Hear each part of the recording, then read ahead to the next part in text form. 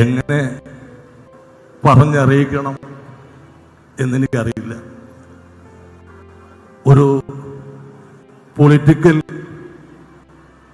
സിനിമയുടെ, ത്രില്ലർ സിനിമയുടെ, ദൃശ്യം പോലുള്ള സിനിമയുടെ ക്ലൈമാക്സ് പോലെ ഏകദേശം 10 ദിവസത്തോളം നമ്മളെ മുൾമുനയിൽ നിർത്തിയിട്ടാണ് ആ സന്തോഷിപ്പിക്കുന്ന വിവരം നമ്മളുടെ ചെവികളിലെത്തിയത്. ഏതായാലും നമ്മൾ പറവൂർക്കാർക്ക് അഭിമാനത്തോടുകൂടി പറയാം, ഒരു പുഞ്ചിരിക്കുന്ന മുഖമുള്ള മുഖ്യമന്ത്രിയെ കേരളത്തിൽ നിന്ന്. ഞാനിപ്പോ ആലോചിക്കുന്നത്, ഇത് നേരെ ഓപ്പോസിറ്റ് ആയിരുന്നു കരുതുക. നേരെ ഓപ്പോസിറ്റ്. 102 സീറ്റില്ല. കഴിഞ്ഞ വർഷത്തെ പോലെ സീറ്റുകൾ വന്നാൽ സതീഷിന്റെ അവസ്ഥ എന്തായിരുന്നേ? ഒന്ന് ആലോചിച്ച് നോക്കുക. അപ്പൊ അത്രയും റിസ്ക് എടുത്തിട്ട് എന്റെ ഭാവി പോലും കണക്കാക്കാതെ അദ്ദേഹം എടുത്ത വെല്ലുവിളികൾ, അതിന് അഭിനന്ദിക്കാതെ വയ്യ. ഞാൻ ഒരുപാട് സ്ഥലത്ത് ഞാനും പറഞ്ഞിട്ടുണ്ട്, 100 സീറ്റ് കിട്ടും, 100 സീറ്റ് കിട്ടുമെന്ന് എല്ലാ പതിനെട്ട് സ്ഥലങ്ങളിലും പറഞ്ഞിട്ടുണ്ട്. പക്ഷെ അതെല്ലാം വി.ഡി. സതീശൻ എന്ന നേതാവിന്റെ ഒരു ചങ്കൂറ്റം കൊണ്ടായിരുന്നു. മനോരമയിൽ പത്രത്തിൽ തന്നെ വിളിച്ചിട്ട് പറഞ്ഞു, ഇങ്ങനെ വി.ഡി. സതീശനാണ് മുഖ്യമന്ത്രി സ്ഥാനത്തേക്ക് വരുന്നതെന്ന് കേൾക്കുന്നുണ്ട്.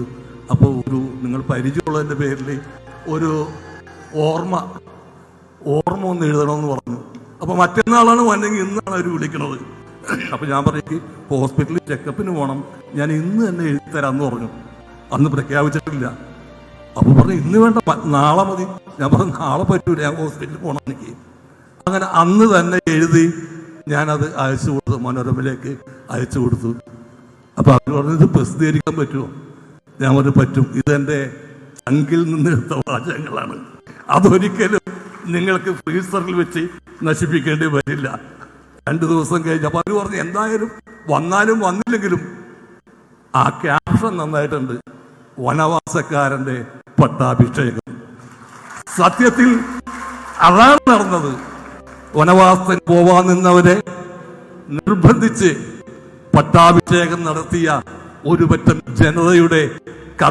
ജനതയുടെ സായുജ്യത്തിന്റെ കഥയാണ് ഇപ്പോൾ ഇന്ന് നമ്മൾ കാണുന്ന Shri VD. Satheesan. Well begun is half done എന്നാണ് പറയാറ്. നല്ല തുടക്കം പകുതി ചെയ്തതിന് തുല്യമാണ്. അങ്ങനെയെങ്കിൽ നല്ല തുടക്കമായിരുന്നു. അതിമനോഹരമായിട്ട് ഇനിയുള്ള വർഷങ്ങൾ പോകട്ടെ എന്ന് ആശംസിച്ചുകൊണ്ട് ഈ പുഞ്ചിരി, അദ്ദേഹത്തിൻ്റെ മുഖത്തുള്ള ഈ പുഞ്ചിരി, പാൽപുഞ്ചിരി എന്ന് പറയാം, അത് മായാതെ തുടർച്ചയായി സൂക്ഷിച്ച് മുന്നോട്ട് പോകാൻ എല്ലാവിധ ആശംസകളും നേർന്നുകൊണ്ട് വാക്കുകൾ ഉപസംഹരിക്കുന്നു.